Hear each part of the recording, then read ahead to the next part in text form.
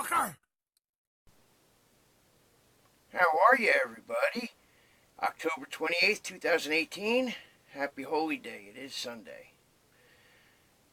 We see on the news that they found the guy that sent a dozen plus bombs to all the leftists, at least prominent leftists, in politics and entertainment, and noticed how not one had gone off. Not one, not even by accident. Like go off when it wasn't supposed to. Some were even opened up and not detonated. And conveniently, they found a guy in Florida that was a big Republican supporting. I would say he was nuts because his own mother said he's got some mental illness issues. So the man was clearly mentally ill. But what is kind of interesting is when they found his van, how completely perfect all his decals were on that van. And I don't think if you were looking for a right-wing nut job in central casting in Hollywood, you could do much better than this guy. I mean, everybody knows about Florida, the hot heat and humidity, what they'll do to stickers and stuff on the car. Not only that, everything looks so brand new and perfect. You know, if they were there for any length of time, they'd be faded from the heat and the sun and wrinkled.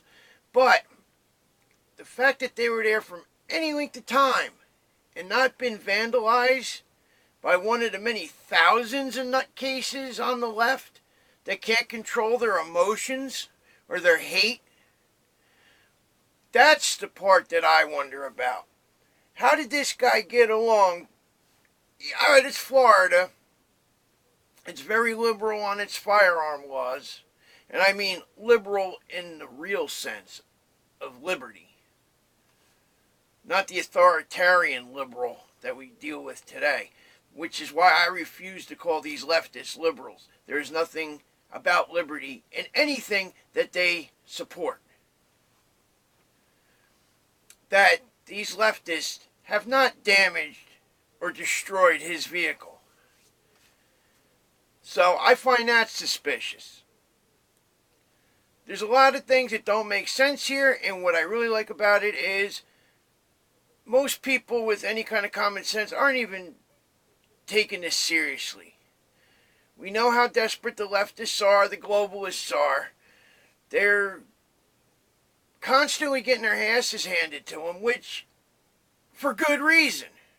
They don't offer anything except hatred and violence towards their political opposition. Now everybody's going Hitler, Nazi, which makes me laugh. Like they say, neo-Nazis, they're on the right. No, there is no National Socialist on the right. At all. So, neo-Nazis are a fringe of the left. Anything that has to do with socialism is leftist. Plain and simple. So, I know voting is just over a week away. I believe it's 9 days. So keep these things in mind. These authoritarians have no plan whatsoever to continue the prosperous uptick that we've had since the election of Donald Trump. And the reason we're having this uptick is because some of the policies that Obama wouldn't allow are being allowed now. Like Obama used to say, oh, you know, we're drilling and getting energy from all available lands that we have possible. Yes, see, all available lands. We have much land that we can explore, discover, drill on. But what he made available was maybe 1% of that. You know how big Anwar was. He got one little corner. All available land, that's all we made available. Well, you can make it all available. That's why we're number one or close to it in energy production now. Because we're allowing these things. in destroying useless regulations. There are some regulations, granted, that are needed, and some regulations have to stay in place, and I'm not against that. But idiot regulations that make it all but impossible to do anything except fail, I don't support whatsoever. No risk, no reward. If we want to be rewarded with the prosperity we're having, we do have to take some risk, and we got to keep our fingers on the people that are doing these risks to make sure they're doing things as smart and as honest and as methodical as possible to get things done. Now, see, I got me drifting around all areas again. Basically, what I wanted to say to everybody was, think about what's going on. Think about how the leftists, the Democrats, have given us no message to what they were going to do to make things better than they are. I mean, they've said, oh, we're going to do things to create jobs. We're going to do things to this, and they don't give you how. I mean, granted, Trump was very vague also, but we see he has a plan and he enacts the plan.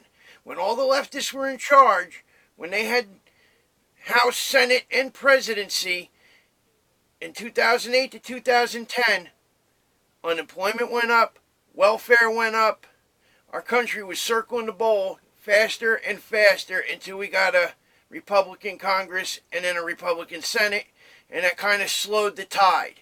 That's why we ended up with a kind of an uptick of 0.8% growth, maybe a 1.2% growth. And Obama even said, what magic wand does Trump have that can bring back these jobs and get the economy to grow 3% or above? Well, obviously, he's got a magic wand, which is called common sense. He's not using Keynesian economics.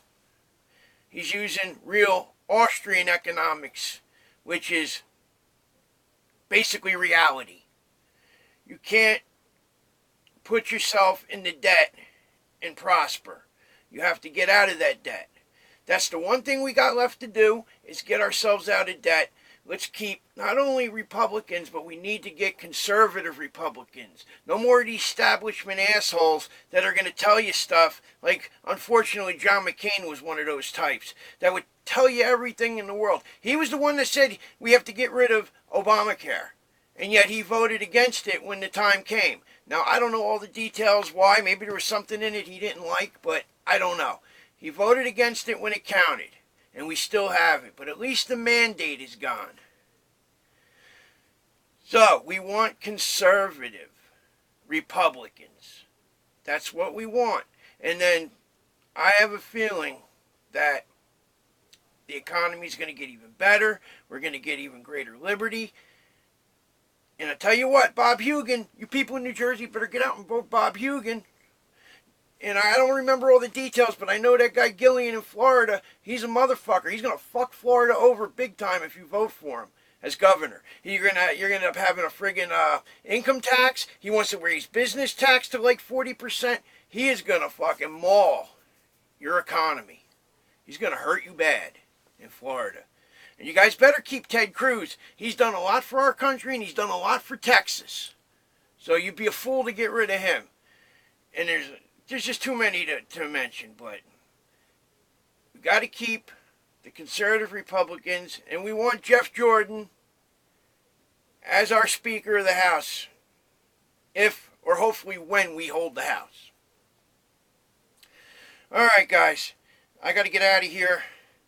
I got things to do, because tomorrow is Monday, and unfortunately, well, not unfortunately, but I am blessed with a job. I'm blessed with employment that I love. So, anyway,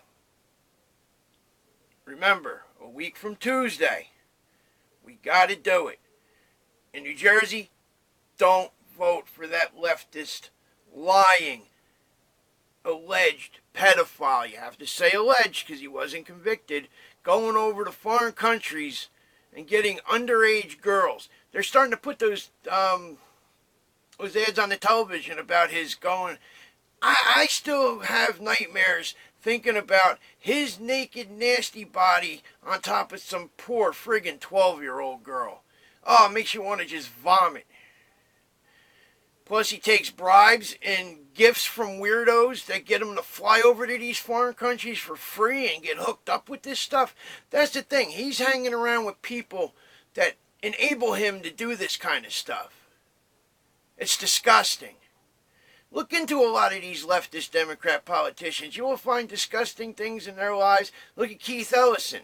Supposed to be their vice chair for the Democratic Party. Beating up on women. You never hear nothing about that. But we get to hear all about the lies of Brett Kavanaugh that can't prove a damn thing. Can't even prove he was at the places they're talking about. Yet, Ellison gets to beat up women on a regular basis, it seems like, and nobody wants to talk about it. Well, there, I just talked about it. Alright, guys, there's just too much to listen to these scumbags. You really, I mean, I don't know what's the matter with you at this point if you vote Democratic. If you vote Democrat, I got nothing for you at this point. So, I will pray. And that's another thing. And this would be for Donald Trump if he ever accidentally heard this by accident. It's been a very long time since a president has called for a day of fasting and humility and prayer for our country.